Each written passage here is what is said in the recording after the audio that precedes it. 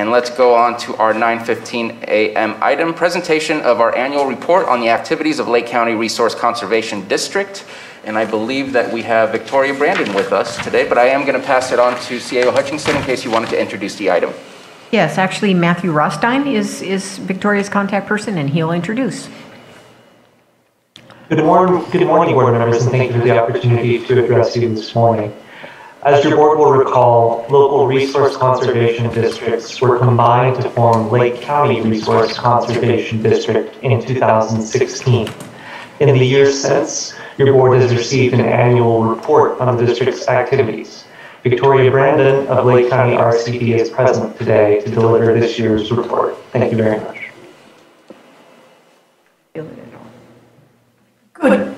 Good morning, Matthew, members of the board. Good to see you today after all that wonderful rain. So I'm set up to share my screen. Okay. Yes, you should be able to. All right, let's hope it works.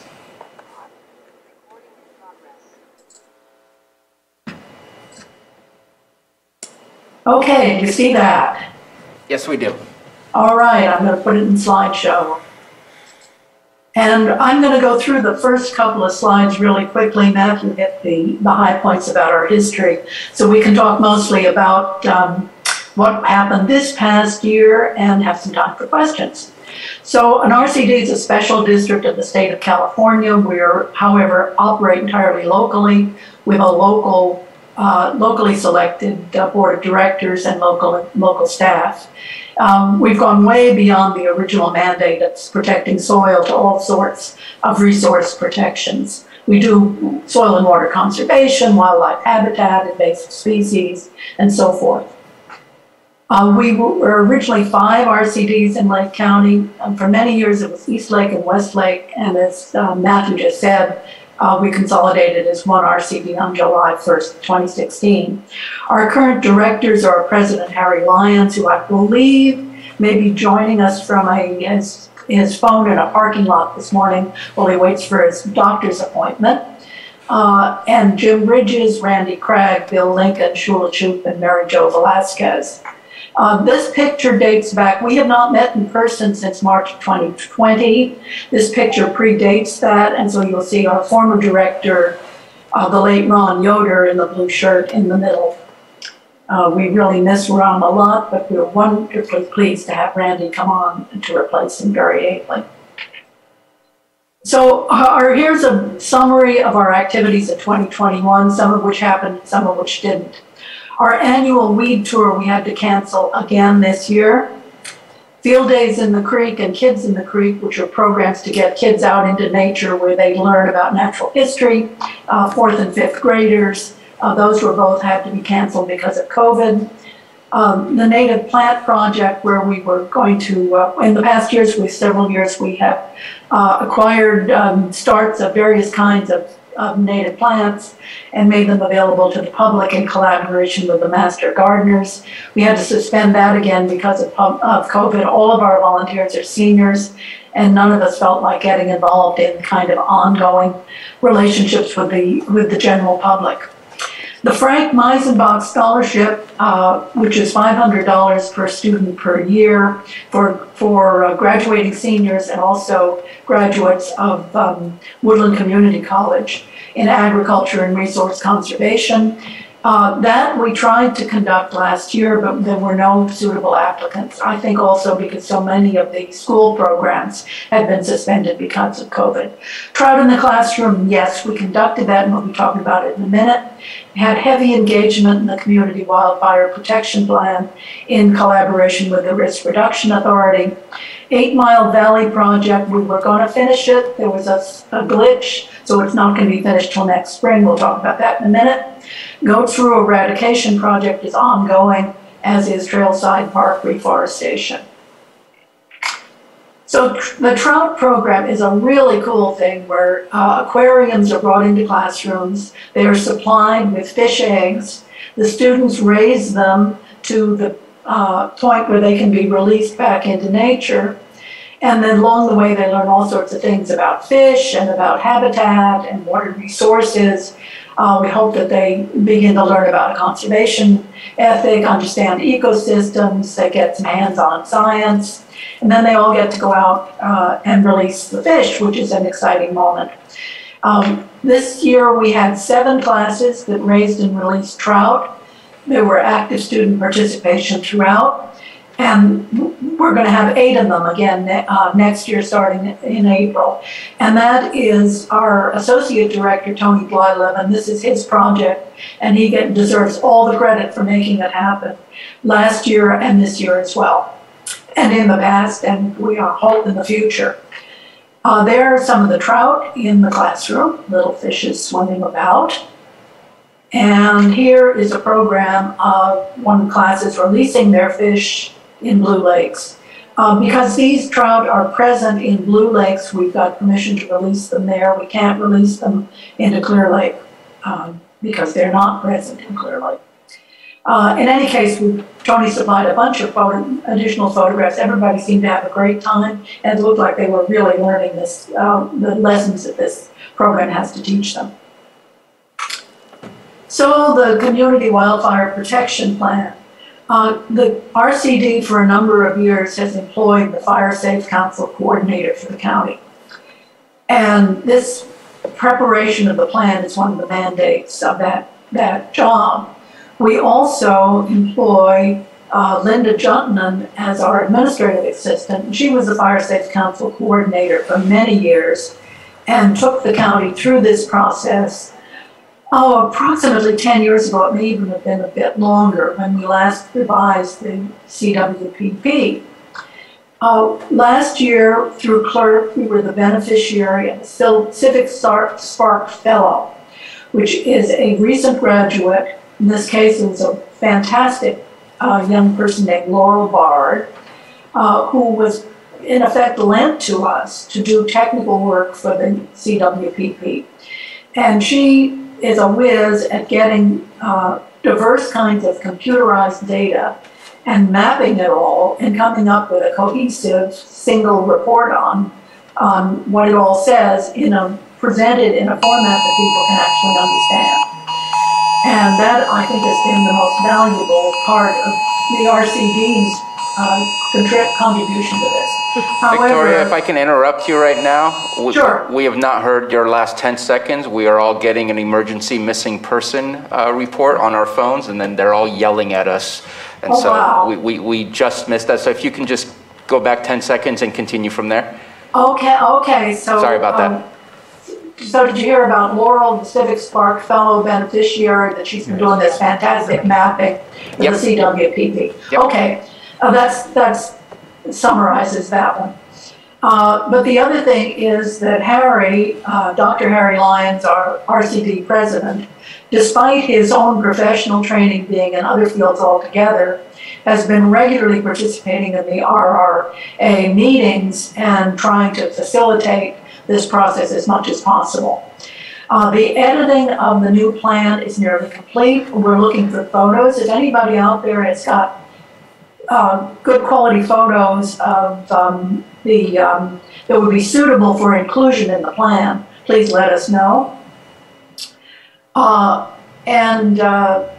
It's essential that we do this, not only in and of itself, but also because having a completed plan is a prerequisite for getting state funding for wildfire prevention and resiliency programs, which, as we all know, is essential for maintaining the safety of our community as we move forward. So we're looking forward to bringing that forward for public comment, probably very soon in the new year, and then bringing it to I assume it will come before the board eventually for adoption. And along the way, any improvements that can be provided are absolutely welcome. 8 Mile Valley project we've been involved with for many, many years, dating back to the about 2000. This is an extremely valuable project that will reduce erosion at the headwaters of Scotts Creek. I've reported on it in past years.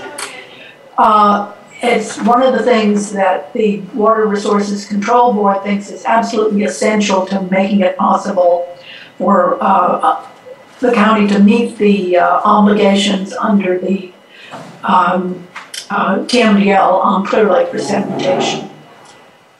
However, we did a lot of work out there. This picture is back from the fall of 2019 when heavy equipment was out there re-sculpting this whole eroded valley, turning it back into a gradual slope that will allow the water to meander gently over the landscape and soak in rather than causing erosion and back cuts and eventually winding up in the lake. This is the kind of work they did. You see there inside the blue line is some eroded stream bed, and here is rocks moving in to stop that water from moving. Now, 2021 was supposed to be the cleanup of this. We did all the heavy work, finished the year before. It was certainly, there were problems in 2020 because all BLM lands were closed because of COVID for a while. But we got through the rest of that. And the idea was that we had then contracted with Larry Ray Consulting to grow native plants for replanting on this site. And last fall, it was possible to put willow starts down, and Larry just told me the other day that they've had a pretty good take on them. So the immediate threat to erosion for the stream bed is considerably reduced. However, we didn't get any rain last winter. And it was not possible to plant the native grasses that have been prepared and that you see there in his nursery until it rained, because they'd all just die. And there didn't seem to be any point to that. We then applied to the Water Resources Control Board for a year's extension to get them, overwinter them for another winter and plant them next spring, assuming that we get some rain. And we did not get that extension. So the funding ran out at the end of March. And by that time, even though we did get eventually some rain, it was too late to put them in the ground anyway. So we're going to be holding them over till next year. We've gotten a little additional funding. The BLM is going to provide some money to make it possible to complete this project. And assuming it keeps on raining, which should everybody cross their fingers, we certainly started off well. We should be able to get this in starting sometime probably before the first of the year, give them a nice wet winter to get established, and then that project will be completed. Another project on pretty much the same land is go through eradication. We've been talking about that for years too. We've been working on it for several years. Again, it got slowed down last year because of COVID and also because of shortage of crews. But we were able to get some work in there last summer. Whoop. And we've got a grant from the CDFA through the Ag Department to continue work on this next year. Unfortunately, the seasons for working on this are really pretty limited. The technique is to go in there and handful the great bulk of the material and then come back in with herbicides as a follow-up mop-up treatment. It works very effectively, but we've had a big slowdown because of the inability to have a full project last year. Through the Ag Department and in partnership with BLM, which is going to do the herbicide treatment, we're hoping to get this worked on next year. Unlike the 8 Mile Valley Erosion Control project, which we're hoping to say will be done, this is an ongoing project. We're going to need continued funding from the state and elsewhere, because one thing we've all learned about invasive plants is unless you go in and mop them up after the project seems to be over, they're just going to come back. So this is probably going to be ongoing for years to come. It's really essential to keep this out of the lower reaches of the Scotts Creek watershed, because once it gets there, it could get in the lake, it could wind up down in the delta, it could infest the whole region. And so that's one of the reasons why CDFA has been very glad to help finance the eradication program. We're working on reforesting Trailside Park. This photograph dates back several years ago when, as a Valley Fire resiliency project, we provided the seedlings for a volunteer effort to plant, I think it was 3,000 seedlings in Trailside in one morning there. Subsequently, Caltrans has decided that this would be a great place. They have to plant oak woodland to mitigate some of their projects, particularly the Highway 29 expansion. And so they provided $600,000 to plant 7 acres of oak woodland within the park. And this has been going on for a couple of years. We had seed, grew the oak acorns to planting size, planted them with protections, and started planting in December of 2019. So last year, I'm sorry, that was December 2020. Planning started. So last year, the county looked at this project, which was supposed to include maintenance of the plants over several years, which is absolutely essential to keep them going, and realized that what we were doing for the maintenance was to go in with a water truck and water the plants regularly. Now, they realized that for what it's costing to ship in water like that, there would be money to dig a well instead, or drill a well instead. And so it was decided to divert the Caltrans funding for watering to construction of a well, which was concluded in April 2021. And so now this is going to be an ongoing asset for the park to have its own well on site for whenever needed in the future, which I'm sure is going to be for lots of purposes. So we conducted maintenance through the summer. Unfortunately, there is a pretty heavy ground squirrel infestation at Trailside, and they did some damage, killed a bunch of seedlings. So we are contracted to maintain 75% take, and it got down to 67 thanks to the lovely friendly squirrels. So we're going to be doing some replanting there next spring. So next, we're certainly hoping to resume the weed tour and our educational project next spring. The Goat Brew project is ongoing. 8 Mile Valley, as I said, we're hoping to get the plants in this winter. Trailside project maintenance and replanting, that'll be going on for another year or two. We're also hoping to get funding to do another project for Caltrans planting oak trees outside Upper Lake at Highway 29 and West Lake Road. And we're going to be continuing to work with the Risk Reduction Authority to finalize the CWPP. And please visit our website to learn more. And please feel free to contact me anytime with more questions. And I probably won't be able to answer them, but I'll know who to direct you to, who actually knows what's going on. And at that,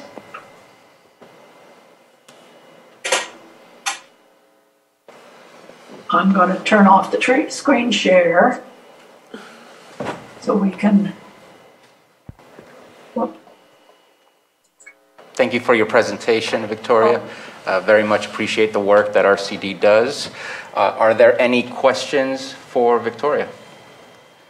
So I do have a question about the Goat's Rue. Have you been seeing it slowly migrating down the mountain, or has there been enough of a effort made on the project to keep it at bay and keep it in the area that it was originally found?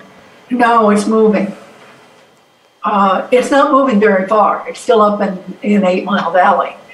One of the things we're hoping to do is do a sustained, detailed mapping down below to find out just how far it's gotten.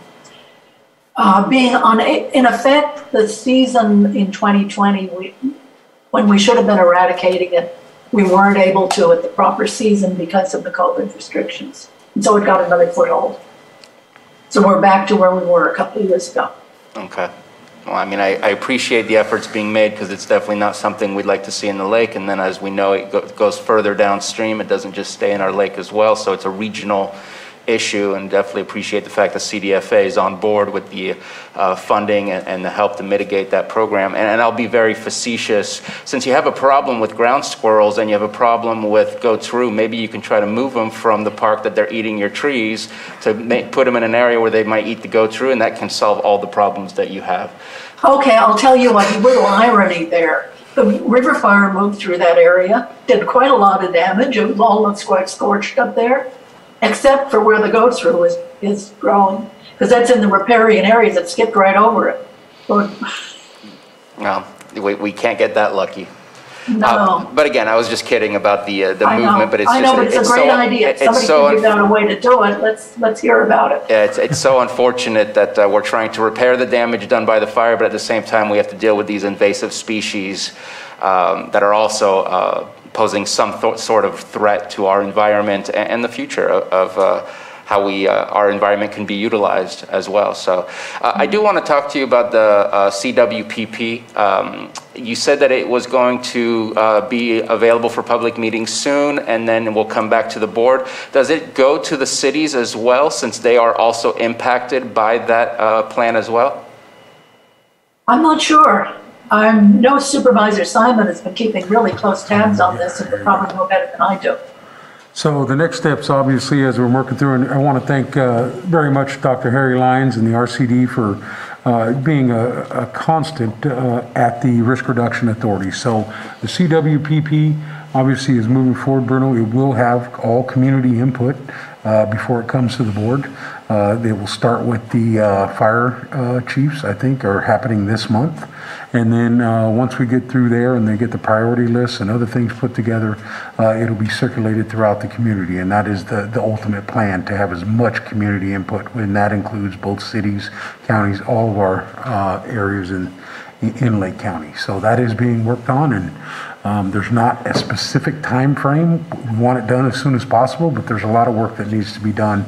And as spoken earlier, Laurel Bard and many folks at this point are helping push that forward, and Harry Lyons being one of those, and Linda also. Yeah. Cool. Thank you for that. And also, now that we have the cities on the risk reduction authority, now we have that direct connection, and that can be facilitated a lot easier. Okay.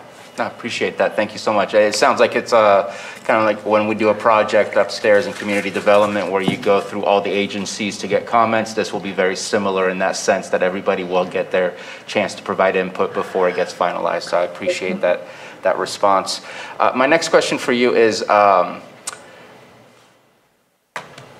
I'm thinking along the lines of Middle Creek restoration, and I know that we get a lot of folks from RCD that join us in our meetings. Just opening up the line of question of, is there anything that RCD can do to help us with that project, as far as advocating through CDFA or through the water resources, or anybody that can provide some assistance in oiling and greasing the wheels to make things happen faster? Or is it just simply, is it just what it is? I don't know that we've got much leverage on this. However, if the county has got any specific requests and would like support letters, we certainly would be delighted to provide them. Okay, it was just something I thought about during the presentation.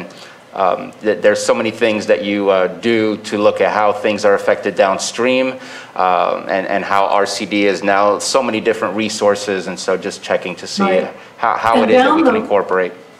Down the road, and once that project is a reality, which I sure hope happens soon, if there are opportunities for doing things like tule replanting, we would certainly be interested in being involved in that kind of project. Okay. Any further comments, Supervisor Crandall, or questions? Yes. Well, just to add, she mentioned tule replanting, and I know out of the Blue Ribbon Committee there was a initiative that was passed, and they're looking into getting it approved through the state right now for tule replanting. So I think that's with the Big Valley Tribe and Water Resources, so that could come to fruition like she's talking about. That's awesome. Thank you for that. Any further comments or questions before we open it up for the public? Just go ahead and open it up for the public. If you have any comments or questions, please raise your hand in the Zoom room or step up to the microphone in the boardroom. And seeing none in the boardroom and none in the Zoom room, we'll bring it back. And before we let you go, I just want to share a little bit of appreciation. Victoria, you are involved in so many different things that are to protect our environment here in Lake County. I know recently you've helped us gain support for the Expansion Act for the Walker Ridge area over for the National Monument. Just want to share my appreciation for the work that you do to protect our county. Very much appreciated. Well, thank you very much, Supervisor Sabatier. I really appreciate that and really appreciate the board's interest in our activities and your support ongoing. All right. Thank you again for being with us today. Thank you.